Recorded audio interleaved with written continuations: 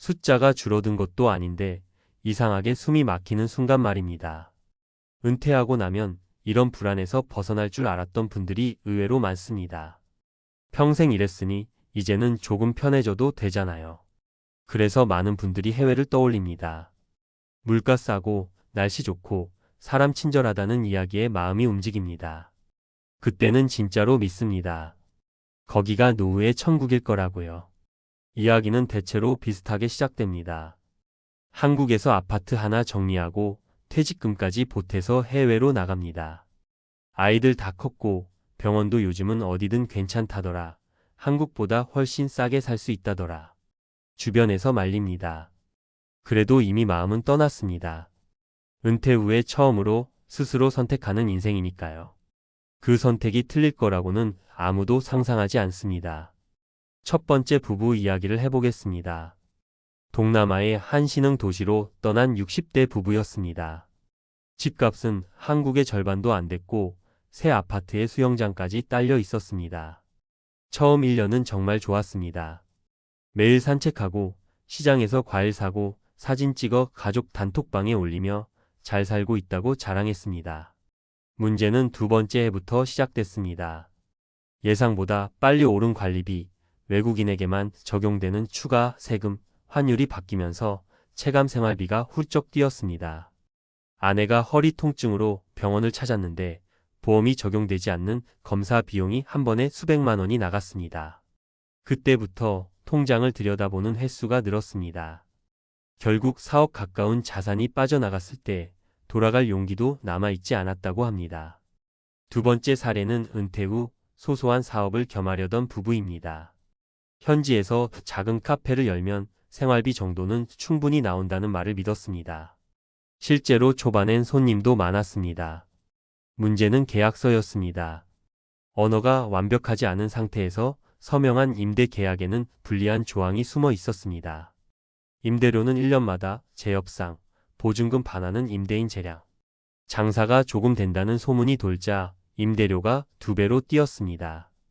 버티다 못해 가게를 접었지만 보증금은 끝내 돌려받지 못했습니다.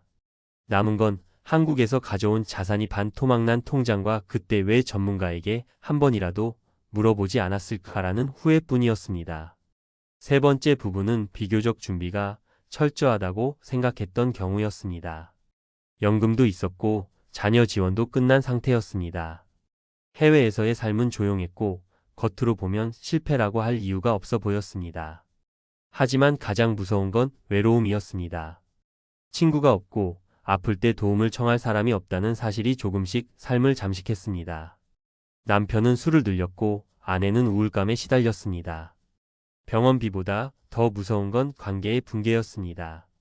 결국 다시 돌아왔지만 이미 집은 팔았고 전세로 시작한 한국 생활은 생각보다 훨씬 비쌌습니다. 계산해보니 해외에서 쓴 돈과 되돌아오는 비용까지 합쳐 거의 수억 원이 사라져 있었습니다. 이런 이야기들을 들으면 다들 말합니다. 그건 준비를 안 해서 그렇다고요. 그런데 솔직히 말씀드리면 준비를 해도 예상 못하는 구멍은 반드시 생깁니다. 은퇴 후 삶에서 가장 무서운 건 지출이 아니라 통제력을 잃는 느낌입니다. 월급이라는 안전벨트가 사라진 상태에서 한 번의 선택이 자산 전체를 흔들 수 있다는 사실을 뒤늦게 깨닫게 됩니다. 해외 생활이 나쁘다는 이야기가 아닙니다. 다만 은퇴 후에는 싸게 산다는 기준보다 되돌릴 수 있느냐를 먼저 봐야 합니다. 집을 팔면 다시 살 수 있는지, 건강이 나빠졌을 때 돌아올 여지가 있는지, 관계가 무너졌을 때 버틸 힘이 남아있는지 말입니다. 많은 분들이 은퇴를 자유라고 생각하지만 사실 은퇴는 선택의 폭이 줄어드는 시기입니다. 그래서 선택 하나하나가 더 무겁습니다. 천국처럼 보이던 해외 생활이 공포로 바뀌는 순간은 아주 사소합니다. 환율이 한번 흔들리고 병원에 한번 가고 계약서를 다시 들여다보는 순간입니다. 그때 깨닫습니다. 은퇴 후 삶에서 가장 중요한 건 장소가 아니라 구조라는 걸요. 돈이 새지 않는 구조, 돌아올 수 있는 구조, 혼자가 되지 않는 구조 말입니다. 은퇴를 준비 중이시라면 혹은 이미 은퇴하셨다면 한 번만 더 계산해 보셨으면 합니다. 그 선택이 정말로 삶을 가볍게 만드는지 아니면 언젠가 통장을 열 때 숨이 막히게 만들 선택인지요. 천국을 꿈꾸며 떠난 길에서 다시 출발선으로 돌아오지 않으려면 지금 이 질문을 피하지 않으셔야 합니다. 은퇴 후 삶에서 사람들이 반복해서 빠지는 착각의 구조에 가깝습니다. 이걸 학자들은 이미 오래전부터 경고해 왔습니다. 다만 우리는 그 말을 은퇴 전에는 잘 듣지 않습니다. 행동경제학자 데니얼 카너먼은 인간이 미래의 자신을 현재의 자신과 동일하게 생각하지 않는다고 말합니다. 그의 책 생각에 관한 생각에서 나오는 핵심 중 하나가 바로 이겁니다. 우리는 지금의 건강, 지금의 체력, 지금의 판단력을 기준으로 미래를 설계합니다. 은퇴 후 해외 생활을 상상할 때도 마찬가지입니다. 지금 여행 갔을 때 느꼈던 즐거움, 짧은 체류에서의 편안함을 기준으로 평생을 계산해 버립니다. 문제는 은퇴 후 삶은 여행의 연장이 아니라는 겁니다. 생활은 반복이고 반복은 작은 변수 하나에도 크게 흔들립니다.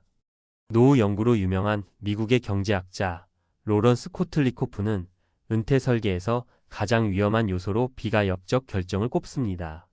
집을 팔아버리는 것, 국적이나 거주 기반을 옮기는 것, 의료 시스템을 완전히 바꾸는 것처럼 되돌릴 수 없는 선택 말입니다. 그의 연구를 보면 은퇴 후 파산이나 급격한 삶의 질 하락을 겪은 사람들의 공통점이 하나 있습니다. 선택 자체가 과감해서가 아니라 되돌아올 출구를 남겨두지 않았다는 점입니다. 또 하나 주목할 만한 연구는 사회학자 로버트 퍼트넘의 나 홀로 볼링입니다.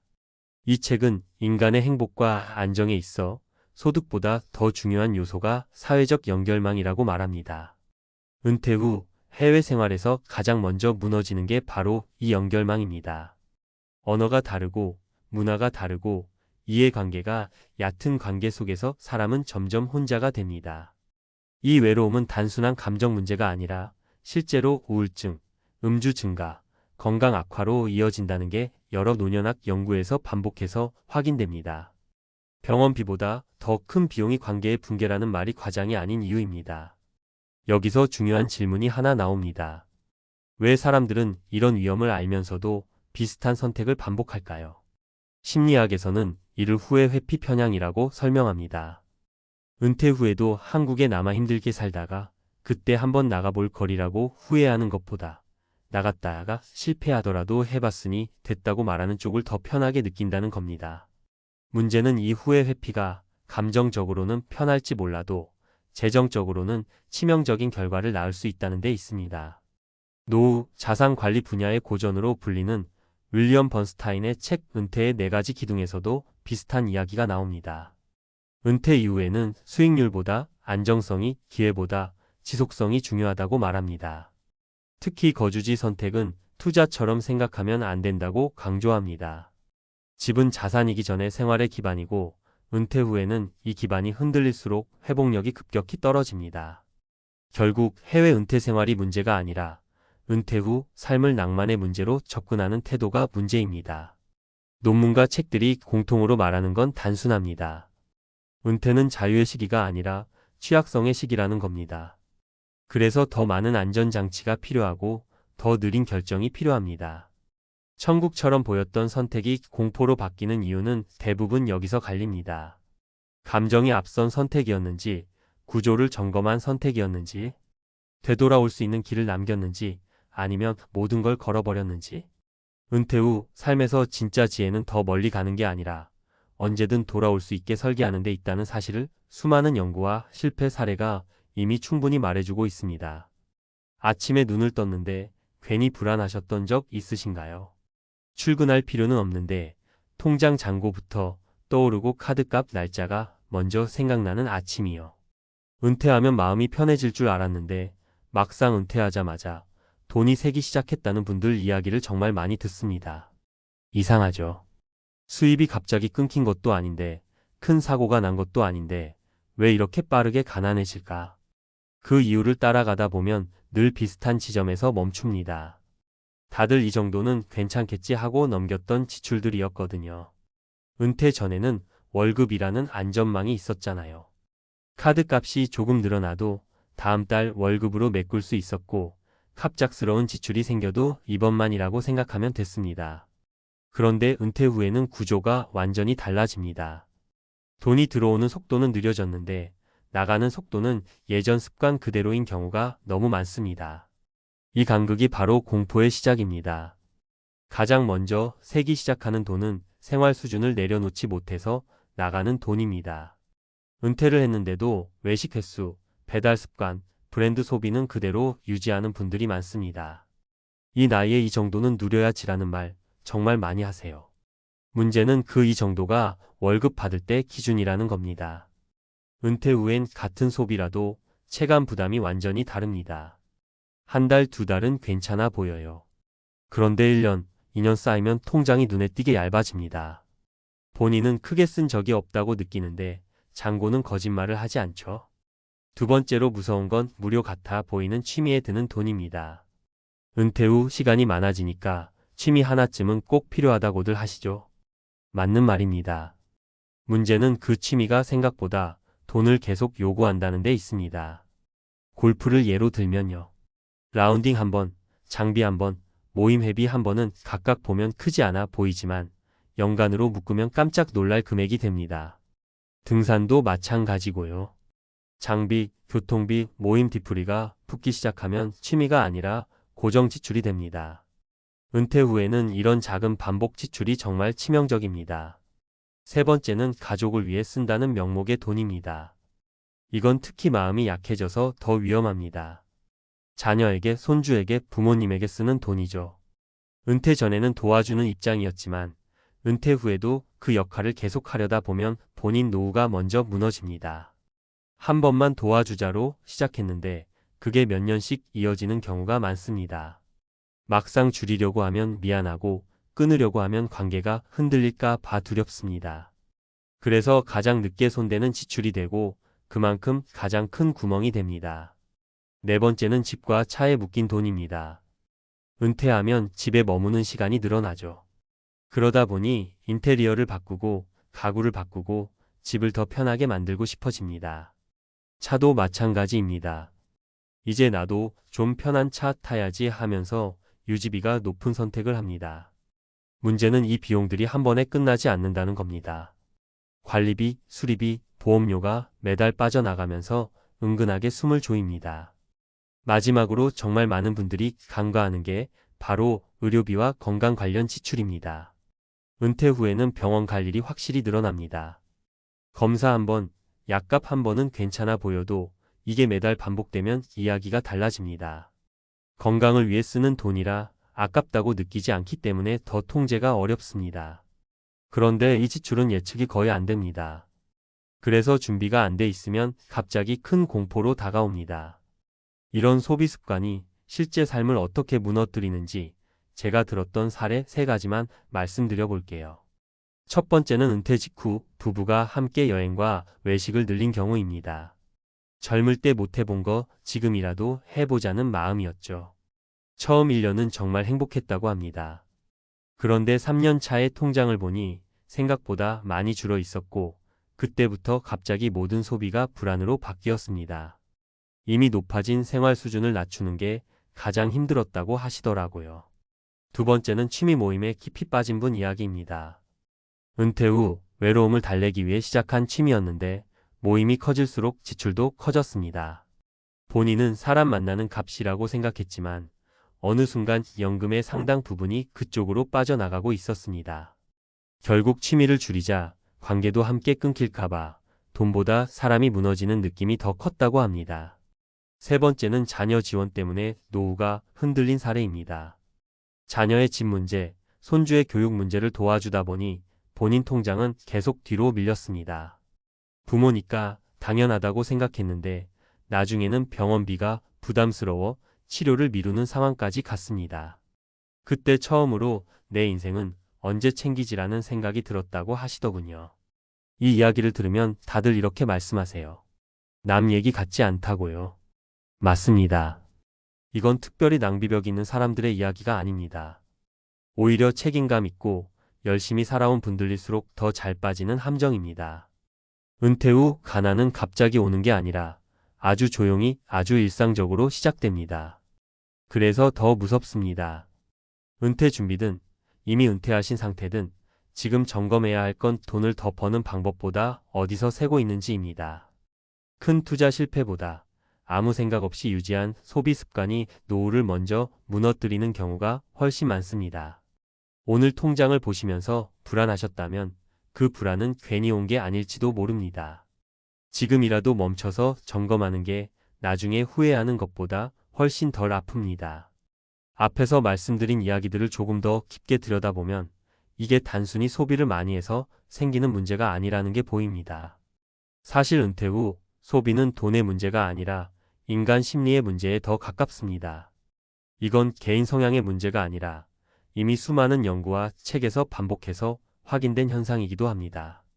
노벨 경제학상을 받은 생각에 관한 생각에서 다니엘 카너먼은 사람들이 미래의 자신을 현재의 자신과 동일하게 생각하는 오류를 지적합니다. 쉽게 말해 지금의 생활 수준과 감정을 은퇴 후에도 그대로 유지할 수 있을 거라고 착각한다는 겁니다. 은퇴 전에는 이 정도 소비는 괜찮아라고 느꼈던 기준이 은퇴 후에도 자동으로 따라옵니다. 문제는 그 기준이 월급이라는 전제가 붙어 있었다는 사실을 뇌가 잘 받아들이지 못한다는 거죠. 그래서 은퇴 후에도 소비 습관은 거의 변하지 않고 대신 불안만 커집니다. 행동경제학자 리처드 탈러가 쓴 넛지에서도 비슷한 이야기를 합니다. 사람들은 큰 결정을 할 때보다 작은 반복 선택에서 훨씬 더 취약해진다고요. 은퇴 후 가난을 만든 결정적인 원인이 한 번의 큰 실수가 아니라 매달 반복된 작은 지출이라는 점과 정확히 맞아떨어집니다. 배달 한 번, 모임 회비 한 번, 가족에게 건네는 생활비 한 번은 그 순간엔 거의 고통이 없습니다. 그런데 이 작은 선택들이 쌓이면 나중에는 되돌리기 어려운 구조가 됩니다. 문제는 그때 가서 줄이려고 하면 이미 심리적 저항이 너무 커져 있다는 겁니다.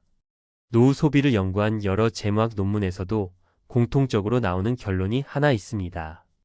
은퇴 후에는 소득 감소보다 소비 경직성이 더 큰 문제라는 점입니다. 소득은 줄어드는데 소비는 잘 안 줄어든다는 거죠. 특히 주거비, 교통비, 인간관계 유지 비용은 생활의 정체성과 연결돼 있어서 더 줄이기 어렵다고 합니다. 집을 줄이는 건 단순히 공간을 줄이는 게 아니라 삶의 위치를 낮춘다고 느끼게 만들고, 차를 바꾸는 건 체면과 연결되고, 모임을 줄이는 건 사회적 고립으로 이어질 것 같아서 쉽게 손을 못 댑니다. 그래서 은퇴 후 재정 위기는 돈보다 자존감에서 먼저 흔들립니다. 이 지점에서 많은 분들이 그럼 도대체 어떻게 해야 하냐고 묻습니다. 답은 의외로 단순한데 실행이 어렵습니다. 은퇴 후 소비를 줄이라는 게 아니라 소비의 기준을 바꾸라는 겁니다. 은퇴 전 기준이 아니라 은퇴 후 현금 흐름 기준으로 삶을 다시 설계해야 합니다.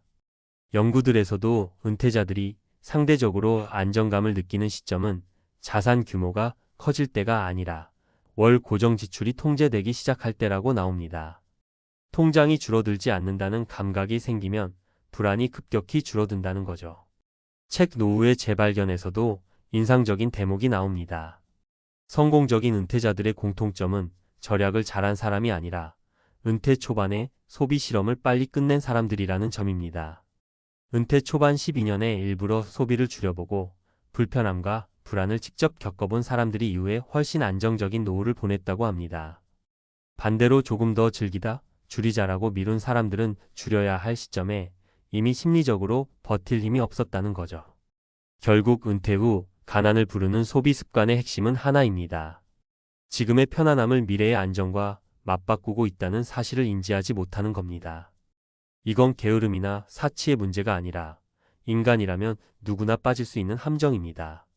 그래서 더 무섭고, 그래서 더 많은 사람들이 같은 길을 밟습니다.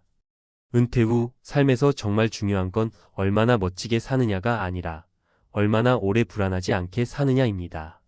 논문도 책도 실제 사례도 한 방향을 가리킵니다. 돈이 새는 지출을 줄이는 순간 삶의 질이 무너지는 게 아니라 오히려 마음이 먼저 편해진다는 사실입니다. 불안은 생각보다 돈이 아니라 통제할 수 없다는 감각에서 나오니까요. 지금 이 시점에 소비를 다시 들여다보는 건 늦은 게 아니라 오히려 가장 현명한 선택일 수 있습니다. 아침에 눈을 떴는데요. 전화 한 통이 안 옵니다. 카톡 알림도 없고요. 달력 보니까 생일이더라고요.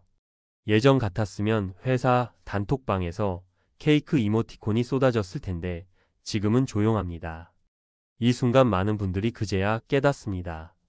아, 나 진짜 혼자구나. 이게 은퇴 후 외로움의 시작입니다. 무섭죠.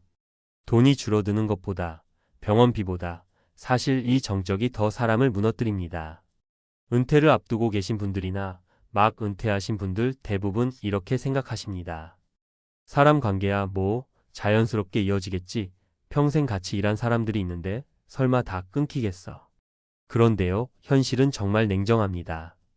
회사라는 울타리가 사라지는 순간 관계도 같이 증발하는 경우가 너무 많습니다. 이건 성격 문제가 아니라 구조의 문제입니다.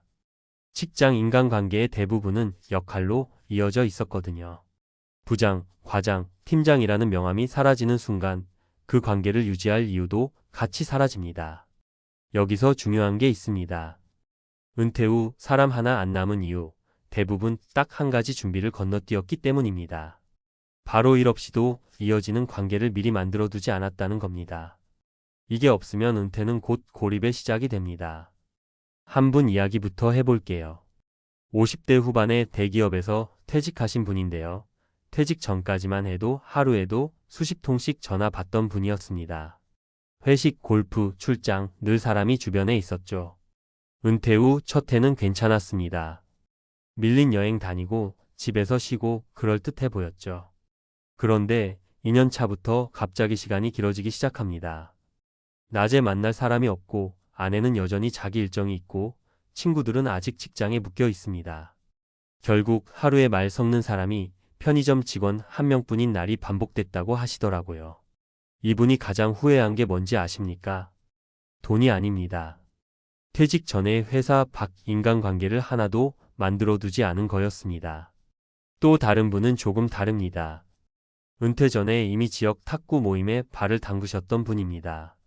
처음엔 운동이 목적이었는데 시간이 지나면서 자연스럽게 사람들과 밥도 먹고 생일도 챙기고 서로 아픈 얘기도 나누게 됐다고 합니다. 은퇴 후에도 하루 루틴이 크게 바뀌지 않았습니다. 아침에 탁구장 가고 점심 먹고 오후엔 동네 사람들과 커피 한 잔. 이분이 하신 말이 아직도 기억에 남습니다. 회사는 그만뒀는데 삶은 안 그만둔 느낌이라고요. 차이는 딱 하나였습니다. 역할이 아니라 관심사로 이어진 관계가 있었느냐 없었느냐였습니다. 세 번째 사례는 조금 씁쓸합니다. 은퇴 후 부부 사이가 더 멀어진 경우입니다. 남편은 집에만 있고 아내는 자기 모임이 있습니다. 남편은 사람 만나는 법을 아내에게만 의존해 왔던 거죠. 결국 아내 일정에 맞춰 움직이다 보니 자존감이 무너지고 말수가 줄고 부부 사이도 삐걱거리기 시작했습니다. 이분이 뒤늦게 깨달은 게 있습니다.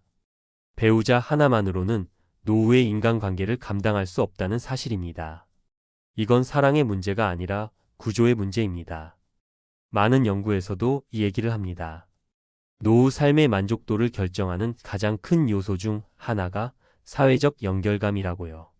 소득이 조금 적어도 건강이 완벽하지 않아도 정기적으로 만나는 사람이 있는 노인은 그렇지 않은 노인보다 우울감과 고립감이 훨씬 낮다고 합니다. 사람은요, 필요 없어지는 순간 가장 빨리 무너집니다. 누군가 나를 기다리고 내가 빠지면 허전해하는 자리가 있다는 것, 그게 노후를 버티게 하는 힘입니다. 그래서 은퇴 준비에서 정말 중요한 질문 하나를 꼭 던져 보셔야 합니다.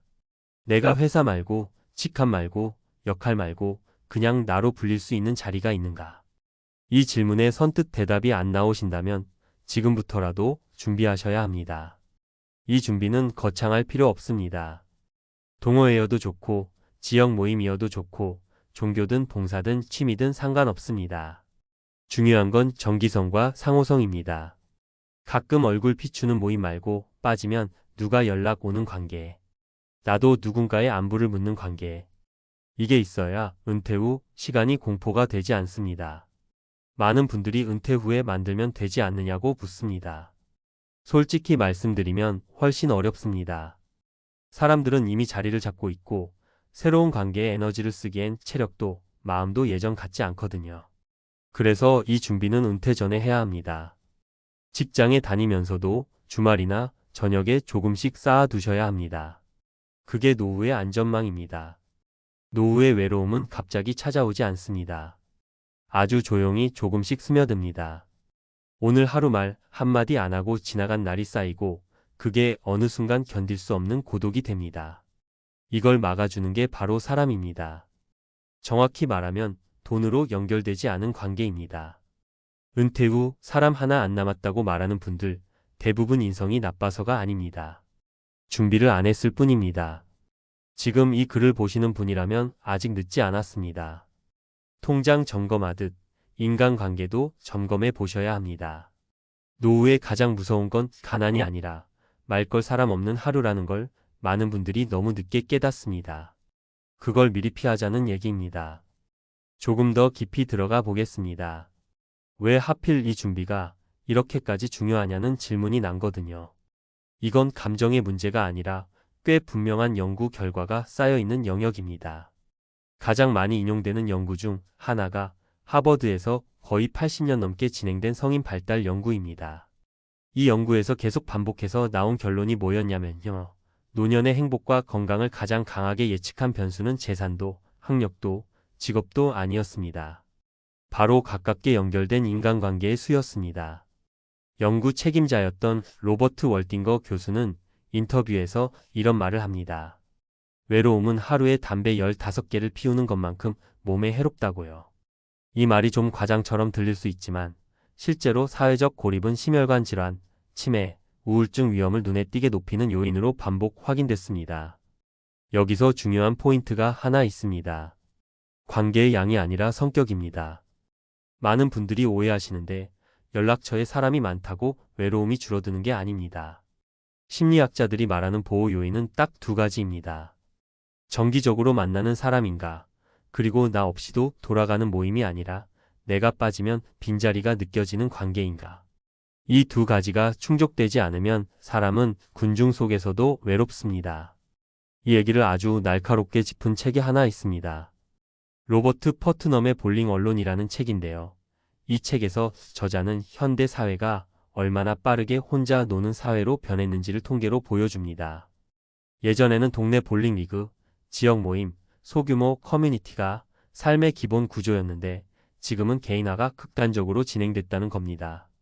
문제는 은퇴라는 사건이 이 개인화를 한 번에 터뜨린다는 데 있습니다. 회사라는 마지막 공동체가 사라지는 순간 개인은 아무 준비 없으면 바로 고립 상태로 떨어집니다. 또 하나 흥미로운 연구가 있습니다. 영국과 일본에서 진행된 노년기 삶의 질 비교 연구인데요. 여기서 공통적으로 나온 결론이 있습니다. 경제 수준이 비슷한 노인들 사이에서도 정기적 모임에 참여하는 집단과 그렇지 않은 집단의 삶의 만족도 차이가 상당히 컸다는 겁니다. 특히 주목할 점은 이 차이가 시간이 갈수록 더 벌어졌다는 사실입니다. 은퇴 직후에는 비슷해 보이는데 3년, 5년 지나면서 격차가 확연해집니다. 외로움은 누적된다는 얘기입니다. 그래서 많은 전문가들이 은퇴 준비를 이야기할 때 이제는 자산 배분만 말하지 않습니다. 관계 배분이라는 표현까지 씁니다. 내 인생에서 회사가 차지하던 비중을 은퇴 후에 무엇으로 나눌 것인가? 사람으로 나눌 것인가? 아니면 혼자 버틸 것인가? 이 선택이 노후의 표정을 바꿉니다. 여기서 아주 현실적인 조언 하나 드리겠습니다. 관계는 은퇴 후에 만들 수 있다고 생각하시면 위험합니다. 심리학적으로 사람은 50대 이후부터 새로운 관계에 투자하는 에너지가 급격히 줄어듭니다. 낯선 사람에게 자신을 설명하는 것도 상처받을 가능성을 감수하는 것도 점점 피하게 됩니다. 그래서 지금 만들어 두셔야 합니다. 완성형일 필요는 없습니다. 어색해도 되고 소수여도 됩니다. 다만 끈이 끊어지지 않게 유지하고 계셔야 합니다. 결국 은퇴 준비에서 가장 무서운 착각은 이겁니다. 나중에 시간 많아지면 사람 만나지 뭐 라는 생각입니다. 시간이 많아질수록 사람을 만나는 게 쉬워지는 게 아니라 오히려 더 어려워집니다. 그때는 이미 모두 각자의 자리로 흩어져 있거든요. 노후는 생각보다 길고 하루는 생각보다 조용합니다. 그 조용한 시간을 견디게 해주는 건 통장 잔고가 아니라 오늘 어디 가냐고 묻는 한 사람의 문자입니다. 이 준비를 건너뛰면 은퇴 후 사람 하나 안 남았다는 말이 남의 이야기가 아닐 수 있습니다. 지금 이걸 준비하라는 이유, 바로 거기에 있습니다. 은퇴하고 나서 가장 무서운 순간이 언제인지 아십니까? 통장 잔고가 딱 바닥났을 때가 아닙니다. 오히려 아직 숫자는 남아있는데 이 돈이 언제까지 버텨줄지 전혀 감이 안 올 때입니다. 그때부터 잠이 깨지기 시작합니다. 새벽에 눈이 떠지고 괜히 휴대폰으로 계좌를 열어보고 어제 쓴 카드 값을 다시 계산하게 됩니다. 은퇴 전엔 월급날이 있었는데 은퇴 후엔 그런 날이 없습니다. 빠져나가는 날만 남습니다. 이걸 한번 겪어보면 압니다.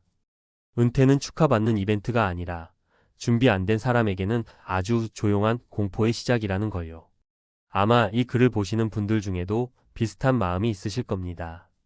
아직 일은 하고 있지만 은퇴가 머릿속을 떠나지 않는 분, 이미 은퇴했는데 마음이 편해지기는커녕 더 불안해진 분. 다들 겉으로는 괜찮다고 말하지만 속으로는 계속 계산하고 계실 겁니다. 이 돈으로 몇 년이나 버틸까? 병원비가 늘어나면 어떡하지? 자식 일이라도 생기면 감당이 될까? 남들보다 뒤처진 건 아닐까? 혹시 나만 준비가 부족했던 건 아닐까? 그래서 많은 분들이 묻습니다. 도대체 어느 정도는 있어야 은퇴 후에도 상위권이라고 말할 수 있냐고요. 여기서 말하는 상위권은 남들보다 잘난 삶이 아닙니다. 해외여행 다니고 비싼 취미 즐기는 삶도 아닙니다. 은퇴 후 상위권이라는 건 딱 하나입니다. 돈 생각 때문에 하루 기분이 망가지지 않는 상태, 그걸 말합니다. 첫 번째 사례를 하나 말씀드리겠습니다. 60대 초반에 은퇴한 분인데 평생 직장 생활을 성실하게 하셨고 집 한 채는 확실히 마련해 두신 분입니다. 주변에서는 다들 부럽다고 했습니다. 집값도 많이 올랐고 은퇴할 때 퇴직금도 꽤 받았거든요. 그런데 막상 은퇴하고 나니 상황이 달랐습니다. 집은 있는데 매달 들어오는 돈이 거의 없었습니다. 연금은 최소 생활비 수준이었고 병원비나 보험료, 관리비를 내고 나면 항상 불안했습니다. 결국 이분은 집을 가진 상위 자산가였지만 은퇴 후 삶에서는 상위권이 아니었습니다. 이유는 간단했습니다. 자산은 컸지만 현금 흐름이 없었기 때문입니다. 이분이 가장 힘들어했던 말이 이거였습니다. 집은 있는데 쓸 수 있는 돈이 없다는 게 이렇게 무서운 줄 몰랐습니다. 두 번째 사례입니다. 50대 후반에 비교적 일찍 은퇴한 분인데 자산 규모만 보면 첫 번째 분보다 훨씬 적었습니다. 집도 크지 않았고 생활도 검소한 편이었습니다. 하지만 이분은 은퇴 전에 구조를 바꿨습니다. 월마다 들어오는 돈이 끊기지 않도록 연금, 금융자산, 소소한 부수입을 조합해 두셨습니다. 큰 돈이 한 번에 들어오는 구조는 아니었지만 매달 빠져나가는 돈을 대부분 커버할 수 있었습니다. 이분은 은퇴 후에도 생활 패턴이 크게 흔들리지 않았고 갑자기 돈을 써야 할 일이 생겨도 공포에 빠지지 않았습니다. 본인은 스스로를 부자라고 생각하지 않았지만 마음만큼은 확실히 상위권이라고 말하셨습니다. 이유는 하나였습니다. 내일이 오늘보다 더 나빠질 것 같다는 생각이 들지 않았기 때문입니다. 세 번째 사례는 조금 더 현실적인 이야기입니다. 은퇴 전에는 소득도 높았고 자산도 빠르게 늘던 분입니다. 주변에서는 은퇴 걱정은 전혀 없겠다고 했습니다. 문제는 은퇴 후에도 은퇴 전과 같은 속도로 돈을 썼다는 점이었습니다. 여행, 취미, 사람 만나는 자리, 경조사까지 줄이지 못했습니다. 처음 몇 년은 괜찮아 보였습니다. 하지만 어느 순간부터 통장이 줄어드는 속도가 눈에 보이기 시작했고 그때부터 불안이 폭발했습니다. 결국 다시 일을 알아보게 되었고 그 과정에서 자존감이 크게 흔들렸다고 합니다. 이분이 뒤늦게 깨달은 건 이거였습니다. 은퇴 후 상위권은 자산이 많은 사람이 아니라 지출을 스스로 통제할 수 있는 사람이라는 사실이었습니다. 이 세 가지 사례를 놓고 보면 공통점이 보입니다. 은퇴 후 상위권을 가르는 기준은 총 자산의 크기보다 구조와 마음의 상태입니다. 매달 들어오는 돈이 어느 정도 확보돼 있는지, 갑작스러운 지출에도 버틸 여지가 있는지, 그리고 무엇보다 생활 수준을 현실에 맞게 조정할 수 있는지가 핵심입니다. 많은 분들이 얼마면 되나요? 라고 묻습니다. 사실 숫자는 사람마다 다릅니다. 하지만 공통된 기준은 있습니다. 은퇴 후에도 몇 년치 생활비가 아니라 몇십 년을 버틸 구조를 갖추고 있는 사람. 통장을 열어보지 않아도 오늘 하루를 보낼 수 있는 사람. 돈 이야기를 안 해도 배우자와 싸우지 않아도 되는 사람. 이런 상태에 있는 분들이 은퇴 후 상위권입니다. 은퇴는 결국 돈의 문제이기 전에 마음의 문제입니다. 숫자가 부족하면 마음이 먼저 무너지고 구조가 없으면 불안이 습관이 됩니다. 반대로 완벽하지 않아도 준비가 되어 있으면 남들과 비교하지 않아도 스스로 상위권이라는 걸 느끼게 됩니다. 혹시 지금 은퇴를 앞두고 계시거나 이미 은퇴했는데 마음이 계속 불안하다면 이 질문 하나만 스스로에게 던져보셨으면 합니다. 나는 지금 돈의 크기를 보고 있는가? 아니면 돈의 흐름을 보고 있는가? 이 질문의 답이 바뀌는 순간 은퇴 후 삶의 위치도 달라지기 시작합니다. 앞에서 말씀드린 이야기들을 조금 더 깊게 보면 이게 단순한 개인 경험담이 아니라는 걸 알 수 있습니다. 실제로 학자들과 연구자들이 오랫동안 같은 결론을 반복해서 말해왔습니다. 은퇴 후 삶의 질을 결정하는 건 자산의 총량이 아니라 그 자산이 만들어내는 안정감이라는 점입니다. 미국의 경제학자들이 은퇴자들을 장기간 추적한 연구를 보면 흥미로운 결과가 나옵니다. 은퇴 직후 자산 규모가 컸던 사람들 중 상당수가 몇 년 안에 삶의 만족도가 급격히 떨어졌고, 반대로 자산 규모는 크지 않았지만 예측 가능한 현금 흐름을 가진 사람들은 시간이 지날수록 만족도가 오히려 올라갔다는 겁니다. 이 연구에서 반복적으로 등장하는 단어가 있습니다. 바로 예측 가능성입니다. 내년에, 아니 다음 달에 내 삶이 어떻게 굴러갈지 대략이라도 그려지는 사람이 은퇴 후 상위권이라는 겁니다. 이 이야기는 경제학 책에서도 그대로 나옵니다. 노벨 경제학상을 받은 다니엘 카너먼은 인간의 행복을 설명하면서 소득의 크기보다 통제감이 훨씬 중요하다고 말했습니다. 내가 상황을 통제하고 있다는 감각이 사라지는 순간 숫자가 아무리 커도 불안이 시작된다는 겁니다. 은퇴 후 통장이 불안을 만드는 이유도 여기에 있습니다. 더 이상 내가 버는 구조가 아니라 깎아먹는 구조로 바뀌기 때문입니다. 또 하나 자주 인용되는 책이 있습니다. 은퇴 설계를 다룬 여러 고전적인 책들에서 공통적으로 강조하는 부분인데, 은퇴 후 자산을 덩어리로 생각하지 말고 흐름으로 보라는 조언입니다. 한 번에 큰 돈을 쥐고 있는 사람보다 작더라도 규칙적으로 들어오는 돈을 가진 사람이 심리적으로 훨씬 안정된다는 겁니다. 실제로 심리학 연구에서도 같은 결과가 나옵니다. 일정한 수입이 있는 사람은 지출에 대한 죄책감이 적고 예상치 못한 사건에도 회복이 빠르다고 합니다. 여기서 중요한 포인트가 하나 더 있습니다. 은퇴 후 상위권은 절대 숫자로만 정해지지 않는다는 점입니다. 많은 분들이 얼마면 충분하냐고 묻지만 학자들은 오히려 질문이 잘못됐다고 말합니다. 얼마가 아니라 어떤 구조냐가 핵심이라는 겁니다. 집 한 채에 모든 자산이 묶여있는 구조, 소득이 완전히 끊긴 구조, 지출이 습관처럼 고정된 구조는 시간이 갈수록 불안을 키웁니다. 반대로 자산이 분산돼 있고 지출을 조절할 여지가 있으며 최소한의 현금 흐름이 유지되는 구조는 시간이 갈수록 마음이 편해집니다. 또 하나 흥미로운 연구 결과가 있습니다. 은퇴 후 삶의 만족도를 가장 잘 예측하는 변수 중 하나가 비교 습관입니다.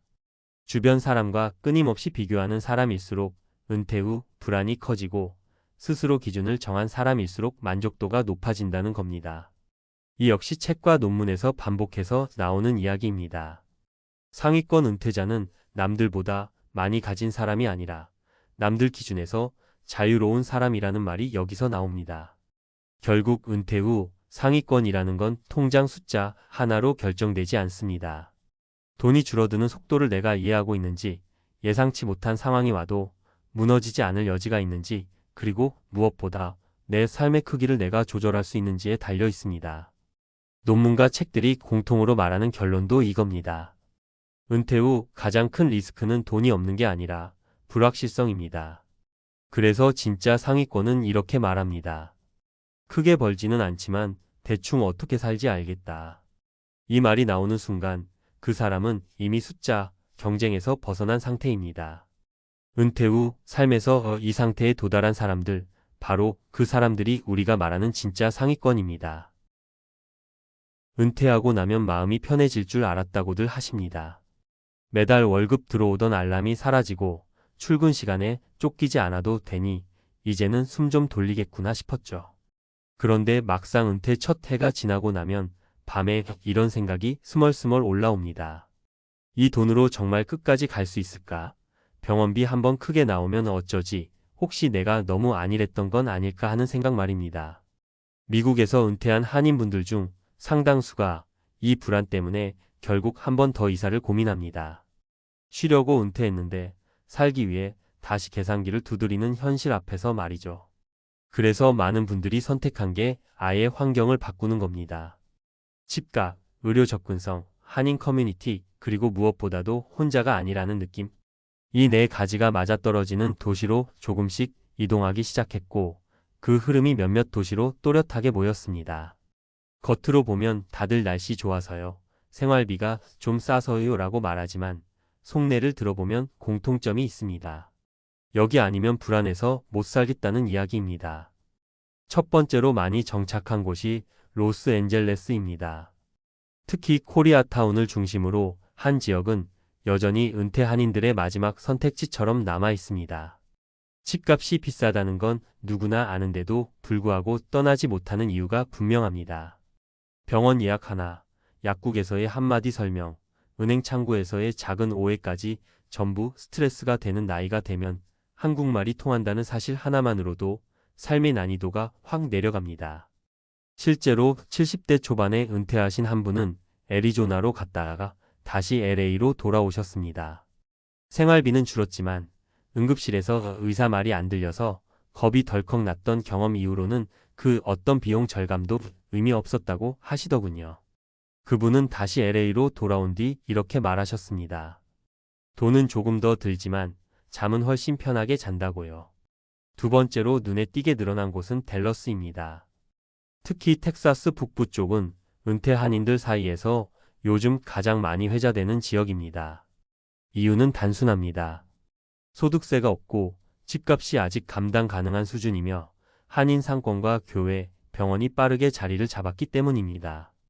50대 후반에 은퇴하신 부부 한 쌍은 캘리포니아 집을 정리하고 댈러스로 옮긴 뒤 매달 고정 지출이 눈에 띄게 줄었다고 하셨습니다.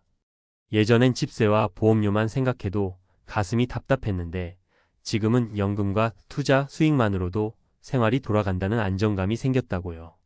다만 여름 더위가 생각보다 훨씬 힘들어서 처음 몇 해는 적응하는데 애를 먹었다고 솔직히 털어놓으셨습니다. 그래도 불안이 줄어든 게 더 크다고 하셨습니다. 세 번째로 많이 언급되는 도시는 애틀랜타입니다. 남부 특유의 여유로운 분위기와 함께 한인 사회가 단단하게 형성된 곳이죠. 특히 은퇴 후에도 완전히 일을 끊지 않고 파트타임이나 소규모 비즈니스로 소득을 조금이라도 이어가려는 분들에게는 선택지가 많은 도시입니다. 60대 중반에 은퇴하신 한 분은 애틀랜타로 이주한 뒤 한인 마트 근처에서 주 이틀만 일하면서 생활 리듬을 유지하고 계십니다. 돈 때문만이 아니라 사람을 만나고 쓸모 있다는 감각을 잃지 않기 위해서라고 하시더군요. 그분 말씀이 인상 깊었습니다. 완전히 쉬어버리면 오히려 불안이 더 커진다고요. 이 도시들의 공통적으로 흐르는 정서는 하나입니다.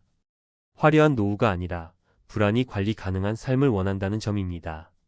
은퇴 전에는 연금 액수, 자산 규모만 계산하면 될 것 같았는데 막상 은퇴하고 보니 진짜 중요한 건 매일 아침 마음이 얼마나 편한가였다는 이야기를 다들 하십니다.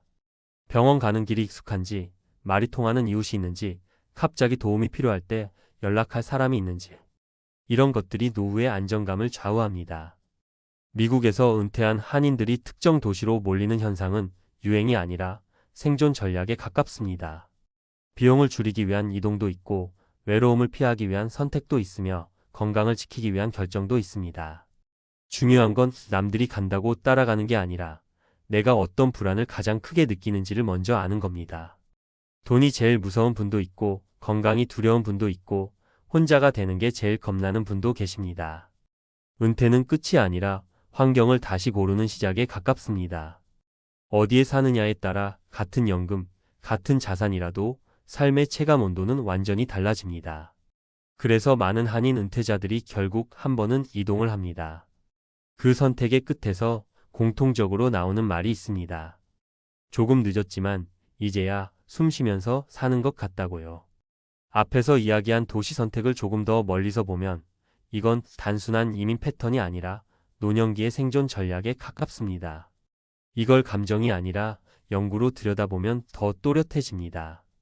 노후에 사람이 불안을 느끼는 핵심 요인이 뭔지를 이미 수많은 논문과 책들이 반복해서 이야기해 왔거든요. 가장 많이 인용되는 연구 중 하나가 하버드에서 진행한 성인 발달 연구입니다. 80년 넘게 사람들의 삶을 추적한 이 연구는 노년의 행복과 안정에 가장 큰 영향을 미치는 요소가 돈의 총액이 아니라 지속적인 사회적 연결이라고 말합니다. 이 연구 결과는 책 더 구드 라이프에서도 자세히 설명되는데 여기서 중요한 문장이 하나 나옵니다. 사람은 나이가 들수록 선택지가 줄어들고 그 선택지를 대신해줄 관계와 환경이 없으면 불안은 기하급수적으로 커진다는 이야기입니다. 미국에서 은퇴한 한인들이 굳이 한인 밀집 도시를 찾는 이유가 여기서 설명됩니다. 영어 실력이 갑자기 늘지 않아도 새로운 인간관계를 제로에서 만들지 않아도 되는 환경이 노후의 심리적 비용을 크게 줄여주는 겁니다.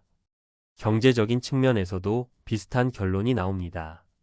행동경제학자 데니얼 카너먼은 책 싱킹, 패스트 언드 슬로에서 노년기의 의사결정은 젊을 때보다 훨씬 손실 회피 성향이 강해진다고 말합니다. 쉽게 말해 더 벌 기회보다 잃을 가능성에 훨씬 민감해진다는 거죠. 이 상태에서 의료 접근성이 나쁘거나 언어 장벽이 높은 지역에 살면 작은 변수 하나에도 공포가 커집니다. 그래서 많은 은퇴자들이 집값이 조금 비싸더라도 병원, 약국, 보험 상담까지 한인 네트워크가 있는 도시를 택하는 겁니다. 이건 사치가 아니라 합리적인 위험 관리에 가깝습니다. 또 하나 주목할 연구는 노후 이주를 다룬 사회학 논문들입니다. 미국 노년학 저널에 실린 여러 연구를 보면 은퇴 후 이주를 성공적으로 한 사람들의 공통점은 비용 절감보다 일상 통제감을 우선했다는 점입니다. 하루 일과를 스스로 예측할 수 있고 문제가 생겼을 때 도움을 요청할 수 있는 구조 안에 있는 사람들이 우울감과 불안을 훨씬 덜 겪었습니다. 이 맥락에서 보면 댈러스나 애틀랜타 같은 도시는 단순히 싸서 선택된 게 아닙니다. 한인교회, 마트, 병원, 커뮤니티가 촘촘하게 연결돼 있어서 생활의 예측 가능성이 높은 도시들이라는 공통점이 있습니다. 책 에이징 웰에서도 비슷한 이야기가 나옵니다. 저자는 노후를 망치는 가장 큰 적은 질병이나 가난이 아니라 통제력을 잃었다는 감각이라고 말합니다. 어디서 살지, 누구를 만나며 아플 때 어떻게 대응할지를 스스로 결정할 수 있다는 느낌이 유지될 때 노년의 삶은 급격히 무너지지 않는다는 겁니다. 은퇴 한인들이 특정 도시로 모이는 현상은 이 통제력을 되찾기 위한 집단적 선택처럼 보입니다. 그래서 이 이야기를 단순히 어디가 좋다더라 수준으로 받아들이면 위험합니다. 중요한 건 도시 이름이 아니라 기준입니다. 내가 은퇴 후 가장 두려운 게 의료인지 돈인지 외로움인지부터 정직하게 인정해야 합니다. 연구와 책들이 공통으로 말하는 것도 그겁니다. 노후는 평균적인 해답이 없고 개인의 취약 지점을 얼마나 잘 보완하느냐의 문제라는 거죠. 결국 미국에서 은퇴한 한인들이 특정 도시로 정착하는 흐름은 우연이 아닙니다. 수십 년간의 연구가 말해온 노후 안정의 조건을 경험으로 체득한 결과에 가깝습니다. 은퇴를 앞두고 있거나 이미 은퇴하셨다면 이제 질문을 바꿀 때입니다. 어디가 더 싸냐가 아니라 어디에서 가장 덜 무서울 수 있느냐로 말입니다. 이 질문에 대한 답이 정해지는 순간 도시 선택은 생각보다 훨씬 명확해집니다. 은퇴하고 나면 마음이 편해질 줄 알았습니다. 더 이상 출근 시간에 쫓기지 않고 상사 눈치 볼 일도 없고 하고 싶은 거 하면서 살 수 있을 거라고요. 그런데 막상 그날이 오니까 이상하게도 밤에 잠이 안 오더군요. 통장은 그대로인데 미래는 갑자기 안개 속으로 들어간 느낌이었습니다. 지금 이렇게 살아도 괜찮은 걸까? 이 속도로 돈이 나가면 몇 년이나 버틸 수 있을까? 아프기라도 하면 어쩌지 이런 생각들이 꼬리에 꼬리를 물었습니다. 은퇴는 해방이 아니라 불안의 다른 이름일 수도 있겠다는 생각이 처음으로 들었습니다. 아마 이 글을 읽고 계신 분들 중에도 비슷한 마음을 겪고 계신 분들이 많으실 겁니다. 아직 은퇴 전이신 분들도 마찬가지고요. 회사 다닐 땐 힘들어도 매달 월급이 들어오니까 버텼는데 그 월급이 끊긴 뒤의 삶을 상상하면 갑자기 심장이 철렁 내려앉습니다. 그래서 저도 한동안은 좀 더 벌어야 하나, 뭔가 큰 수익을 낼 방법을 찾아야 하나 이런 쪽으로만 생각했습니다. 그런데 그렇게 생각할수록 마음은 더 불안해지더군요. 돈을 더 벌어야 안심이 될 것 같았는데 오히려 반대였습니다. 그래서 방향을 바꿨습니다. 불안을 없애려고 돈을 쫓는 대신 평온을 만들기 위한 삶의 구조를 먼저 짜보기로 했습니다. 은퇴 후 행복은 자산 규모가 아니라 하루를 어떻게 보내느냐에 달려있다는 생각이 점점 강해졌기 때문입니다. 그때부터 제 노후 계획은 얼마를 벌 것인가가 아니라 얼마면 충분한가, 그리고 그 충분함을 어떻게 유지할 것인가로 바뀌었습니다. 첫 번째로 떠올린 사례는 60대 초반에 은퇴한 지인의 이야기입니다. 이분은 현역 시절 꽤 괜찮은 연봉을 받던 분이었고 은퇴 자금도 남들보다 적지 않았습니다. 그런데 은퇴 후 2년 만에 얼굴이 눈에 띄게 늙어 보이더군요. 이유를 물어보니 하루 종일 돈 생각만 한다는 겁니다. 주식 차트 보고 뉴스 보고 커뮤니티 들여다보면서 이러다 큰일 나는 거 아니냐는 걱정만 반복했습니다. 실제 생활비는 충분했는데 불확실성 자체가 이분을 갉아먹고 있었습니다. 결국 건강이 먼저 무너졌고 병원비 때문에 더 불안해지는 악순환에 빠졌습니다. 이 모습을 보면서 저는 확실히 느꼈습니다. 은퇴 후 가장 무서운 건 돈이 줄어드는 게 아니라 불안을 관리하지 못하는 삶이라는 걸요. 두 번째 사례는 반대로 아주 담담한 분입니다. 은퇴 후 화려한 계획도 없고 수익형 사업도 하지 않습니다. 대신 생활비를 철저히 낮췄습니다. 집은 이미 정리했고 차도 한 대만 유지합니다. 외식은 줄였지만 대신 매일 산책을 하고 동네 도서관을 다니고 주말에는 봉사활동을 나갑니다. 이분의 통장을 보면 솔직히 넉넉하다고 말하긴 어렵습니다. 그런데 얼굴에는 늘 여유가 있습니다. 이유를 물어보니 이렇게 말하더군요. 나는 이미 충분히 살고 있어. 더 늘릴 게 없으니까 잃을 것도 없지. 이 말이 꽤 오래 마음에 남았습니다.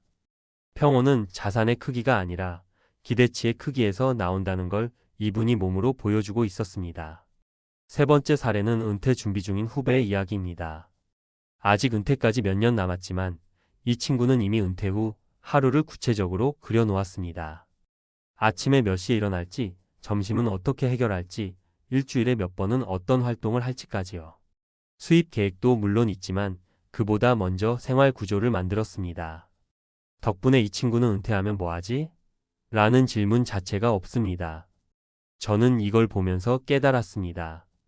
은퇴 불안의 상당 부분은 공백에서 나온다는 걸요. 시간이 비어있고 역할이 비어있고 계획이 비어있으니까 불안이 그 자리를 채우는 겁니다.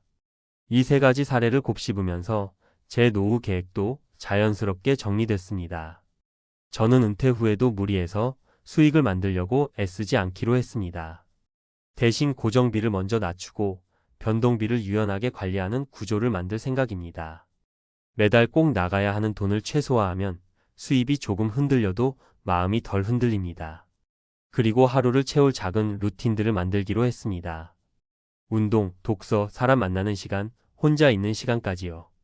이런 것들이 채워져 있으면 돈 생각이 끼어들 틈이 줄어듭니다. 무엇보다 중요한 건 남들과 비교하지 않겠다는 다짐이었습니다. 은퇴 후에도 누군가는 사업에 성공하고 누군가는 월 몇백을 번다는 이야기가 끊임없이 들립니다.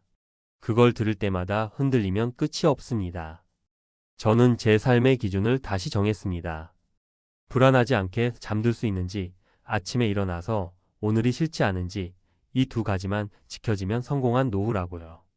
은퇴 준비든 이미 은퇴한 삶이든 결국 같은 질문으로 돌아오는 것 같습니다.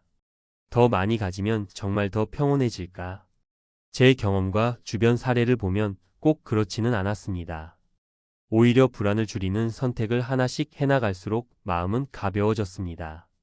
은퇴 후 불안 대신 평온을 선택한다는 건 대단한 결심이 아니라 방향을 조금 바꾸는 일일지도 모릅니다. 저도 완벽하진 않지만 적어도 예전보다 덜 무서운 노후를 향해 가고 있다는 느낌은 분명히 들고 있습니다. 그리고 이 느낌 하나만으로도 이 선택은 충분히 가치가 있다고 생각합니다. 앞선 이야기를 조금 다른 각도에서 더 풀어보겠습니다. 왜 어떤 사람은 은퇴 후에도 비교적 평온하게 살고 어떤 사람은 같은 조건에서도 끝없이 불안해지는 걸까요? 이 차이는 의지나 성격 문제가 아니라 이미 여러 연구와 책에서 반복해서 설명되고 있는 구조적인 이유에 가깝습니다. 행복 연구로 가장 자주 인용되는 싱킹, 패스트 언드 슬로에서 다니엘 카너먼은 인간이 느끼는 만족을 두 가지로 나눕니다. 순간의 경험에서 오는 행복과 삶 전체를 평가하면서 느끼는 만족감입니다. 은퇴 후 불안은 대부분 실제 생활의 고통이 아니라 머릿속에서 만들어지는 미래 평가에서 나옵니다. 지금 당장 굶고 있지 않아도 머릿속에서 이러다 망하는 거 아니야? 라는 시나리오를 반복 재생하면 뇌는 실제 위협처럼 반응합니다. 심장이 빨라지고 잠이 깨고 괜히 통장을 또 열어보게 됩니다. 은퇴 후 불안은 돈의 문제가 아니라 생각의 자동화 문제에 가깝다는 얘기입니다. 이와 비슷한 맥락을 설명하는 연구가 하버드 성인 발달 연구입니다. 80년 넘게 사람들의 삶을 추적한 이 연구에서 반복해서 나온 결론은 의외로 단순합니다. 노후의 만족도를 가장 잘 예측하는 건 자산 규모도 사회적 지위도 아니라 일상의 안정된 리듬과 의미 있는 관계였습니다. 다시 말해 은퇴 후 하루가 어떤 구조로 흘러가는지 그리고 나를 필요로 하는 연결고리가 있는지가 핵심이었습니다. 앞에서 이야기한 두 번째, 세 번째 사례가 바로 이 연구 결과와 정확히 겹칩니다. 돈이 많아서 평온한 게 아니라 하루가 예측 가능해서 평온한 겁니다. 또 하나 흥미로운 근거는 노후 소비 패턴을 다룬 경제학 논문들입니다. 은퇴 직후 사람들의 불안이 가장 극심한 시점은 자산이 가장 적을 때가 아니라 소득 구조가 바뀌는 순간이라는 결과가 많습니다. 월급이라는 자동화된 현금 흐름이 끊기고 내가 직접 판단해서 써야 하는 상태로 바뀌는 그 전환기에 스트레스가 폭발합니다. 그래서 은퇴 후 초반에 무리한 투자나 창업을 선택하는 경우가 많습니다.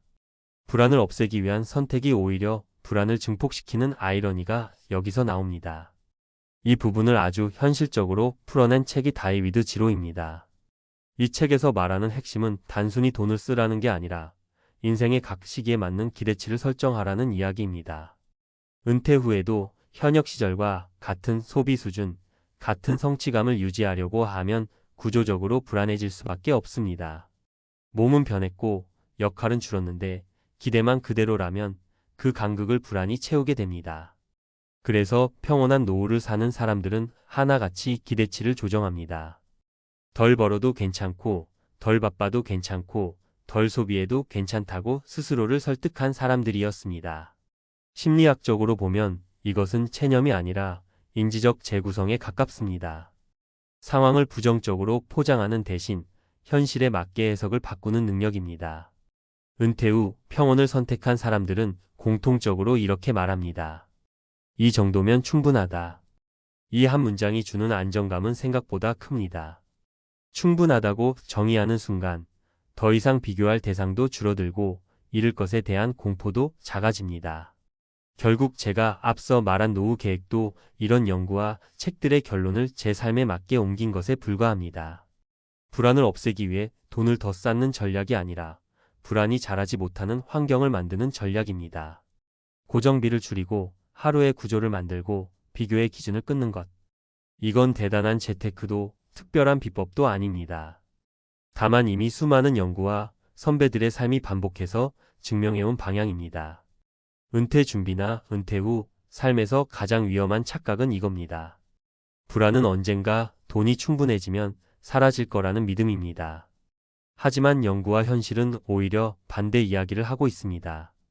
불안을 다루는 방식이 바뀌지 않으면 돈의 숫자만 커질 뿐 마음은 그대로라는 겁니다. 그래서 저는 이제 확신에 가깝게 말할 수 있습니다. 은퇴 후 평온은 통장 잔고에서 오지 않습니다. 내가 어떤 삶을 충분하다고 정의했는지 그 선택에서 옵니다. 이걸 일찍 깨달은 것만으로도 제 노후는 생각보다 훨씬 덜 흔들릴 거라고 믿고 있습니다. 아침에 통장부터 열어보게 되는 날이 있습니다. 아직 병원 갈 일도 없고 큰돈 쓸 일도 없는데도 괜히 불안해서요. 은퇴하고 나면 이상하게 돈이 줄어드는 속도가 더 또렷하게 보입니다. 그때 가장 먼저 튀어나오는 지출이 뭔지 아십니까? 생활비도 아니고 여행비도 아닙니다. 바로 경조사입니다. 축하와 위로라는 이름을 달고 조용히 그런데 꾸준히 통장을 갉아먹습니다. 무섭게요. 직장 다닐 때는 괜찮았습니다. 월급이 들어오니까요. 한 달에 몇 번 있는 경조사쯤은 사람 사는 거지 하면서 넘길 수 있었습니다. 그런데 은퇴하고 나면 얘기가 달라집니다. 들어오는 돈은 정해져 있는데 나가는 돈은 예전 습관 그대로 남아 있습니다. 문제는 이 지출이 눈에 잘 띄지 않는다는 겁니다. 한 번에 큰 돈이 나가는 것도 아니고 나갈 땐 늘 이유가 있습니다. 안 가면 마음 불편하고 안 내면 괜히 인간관계 끊어질 것 같고요. 그래서 많은 분들이 은퇴 후에도 예전처럼 경조사를 다 챙깁니다. 회사 동기, 거래처, 동호회, 친하지도 않은 지인의 자녀 결혼식까지요. 그러다 어느 순간 문득 이런 생각이 듭니다. 나는 지금 누구를 위해 이 돈을 쓰고 있는 걸까? 그리고 이 관계는 내 노후를 지켜줄 수 있을까? 첫 번째 사례는 50대 후반에 은퇴한 남성 이야기입니다.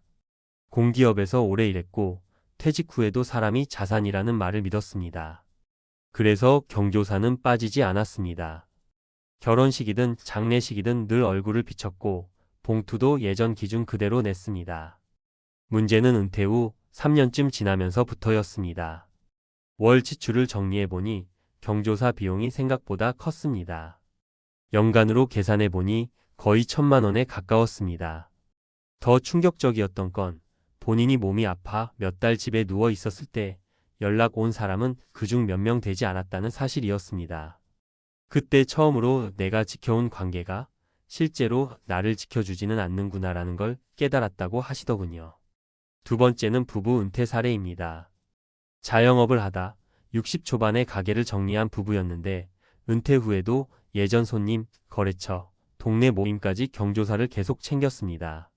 안 가면 소문 날까봐, 인간관계 끊길까 봐서요. 그런데 몇 년 지나고 보니 부부 사이가 점점 예민해졌습니다. 이유는 단순했습니다. 돈 때문이었습니다. 왜 거기까지 가야 해? 그 사람 우리한테 뭐 해줬어? 이런 말들이 오가기 시작했습니다. 결국 부부가 앉아서 진지하게 정리를 했습니다. 지금도 연락하며 안부를 나누는 사람만 남기자. 그 기준을 세운 뒤로 지출도 줄었고 부부 싸움도 눈에 띄게 줄었다고 합니다. 세 번째는 은퇴 후 새로운 인간관계를 만들겠다고 각종 모임에 나갔던 분 이야기입니다. 처음엔 외로움을 달래고 싶어서였다고 합니다. 산악회, 친목 모임, 지역 커뮤니티까지 열심히 다녔습니다. 문제는 모임이 늘어날수록 경조사도 함께 늘어났다는 점입니다. 누구 결혼, 누구 부모상, 누구 자녀 돌잔치까지 줄줄이 이어졌습니다. 한 번은 한 달에 경조사가 4번이나 겹쳤다고 하더군요. 그달 카드값을 보고 정신이 번쩍 들었다고 합니다. 이건 외로움을 달래는 게 아니라 불안을 사는 거구나라는 생각이 들었대요. 그 이후로는 모임수부터 줄이고 관계의 깊이를 다시 보게 됐다고 합니다. 은퇴 후 경조사가 문제가 되는 이유는 단순히 돈 때문만은 아닙니다. 더 큰 문제는 마음의 에너지입니다. 직장에 다닐 때는 억지로라도 사람을 만날 힘이 있었습니다. 하지만 은퇴 후에는 그 에너지가 한정돼 있습니다. 그 귀한 에너지를 형식적인 관계에 쓰다 보면 정작 나에게 중요한 사람에게 쓸 여유가 없어집니다. 또 하나 중요한 건 착각입니다. 경조사를 챙기면 관계가 유지될 거라는 착각입니다. 실제로는 그렇지 않은 경우가 훨씬 많습니다. 관계는 돈으로 유지되지 않습니다. 시간과 진짜 관심으로 유지됩니다. 은퇴 후에는 이 사실이 더 분명해집니다. 돈은 줄어들고 시간은 늘어나니까요.